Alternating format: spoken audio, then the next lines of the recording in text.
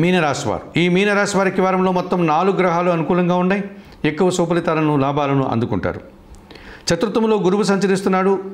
కుటుంబంలో శుభ కార్యక్రమాల నిర్వహణ, సంతోషకర పరిస్థితి, చదువుల విషయాల్లో కూడా మంచి ఫలితాలు అందుకుంటారు. సమాజంలో మంచి గుర్తింపు, వృత్తి ఉద్యోగ వ్యాపారాల్లో రాణిస్తారు. షష్టంలో కేతువు సంచరిస్తున్నాడు. నిరాడంబరంగానే గట్టి పోటీని ఎదుర్కొని విజయం సాధిస్తారు. కొన్ని రుణాలు తీర్చుకుంటారు. అనారోగ్యం నుంచి బయటపడతారు. శత్రువులు సైతం మిత్రులుగా మారుతారు. దశమంలో చంద్రుడు సంచరిస్తున్నాడు. ఆత్మీయుల కలయిక, సంతానం విషయంలో శుభవార్తలు, మనసుకు నచ్చే సంఘటనలు జరగడం వల్ల సంతోషంగా కాలం గడుపుతారు. సప్తమంలో బుధుడు సంచరిస్తున్నాడు. వ్యాపార విస్తరణ జరుగుతుంది. మీ వ్యాపారానికి సమాజంలో మంచి పేరు ప్రఖ్యాతులు వస్తాయి. కుటుంబం కోసం నూతన వస్తువులు కూడా కొనుగోలు చేస్తారు. అష్టమంలో కుజ సంచారం ఉంది. మీ మాటల వల్ల అపార్థాలు, భూవాహన సమస్యలు, వాహన ప్రమాదాలకు కూడా అవకాశం ఉంది.